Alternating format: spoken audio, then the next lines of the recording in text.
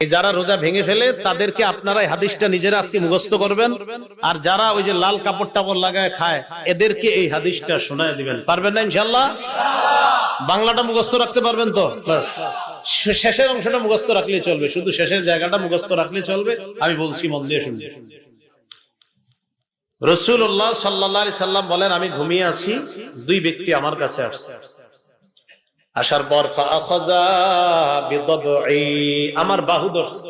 কিভাবে? বাহু ধরছে। তো ধরার পর আমারে টাইনা নিয়ে যাইতেছে, স্বপ্নে দেখতেছে নবীজি। সুবহানাল্লাহ। নবীজি বলেন, আমারে নিয়ে যাইতেছে, যাইতে যাইতে দেখলাম ফাআতায়া বি জাবালান ওয়া'রা, আমারে একটা পাহাড়ের কাছে নিয়ে গিয়েছে, আমারে একটা পাহাড়ের কাছে নিয়ে গিয়েছে। তো এই দুর্গম পাহাড়, এই দুর্গম পাহাড়ের সামনে গিয়ে আমি দাঁড়ায় রয়েছি। দুর্গম পাহাড়, ওটার সামনে দাঁড়ায় রয়েছি। নবীজিরে নিয়ে গেছে কয়জন? দুইজন। এইভাবে মনে করেন দুইজন রাসূলরে এইভাবে দুই বাহুতে ধইরা দুইজন নিয়ে গেছে। আপনি সামনে এলেন না, দেখলে সুন্দর হইতো, আচ্ছা আইছেন না, সমস্যা নেই। মানে দুইজন দুই দিক দিয়ে ধরছে, আপনি ধরে নিতে পারেন এইরকম, এরকম ধরে নিয়ে গেছে। বুঝছেন সবাই? এরকম।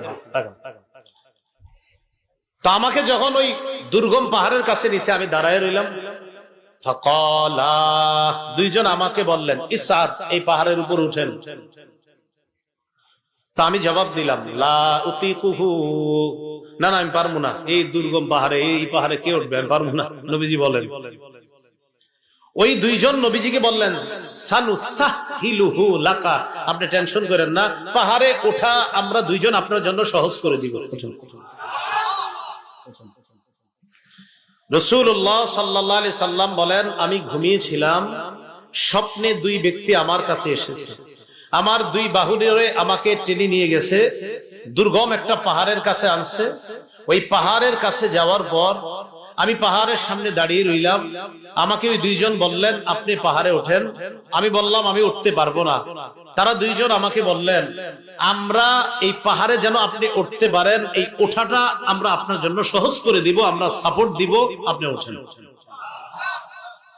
রাসূলুল্লাহ সাল্লাল্লাহু আলাইহি সাল্লাম বলেন, ফাসাইতু, আমি পাহাড়ে উঠলাম।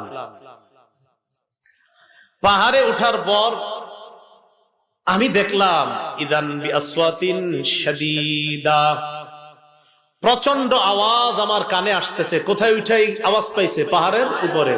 রাসূলুল্লাহ সাল্লাল্লাহু আলাইহি সাল্লাম বলেন, হাত্তা ইদা কুনতু ফি সাওয়াইল জাবাল, যখন পাহাড়ের মাঝামাঝি জায়গায় সমতল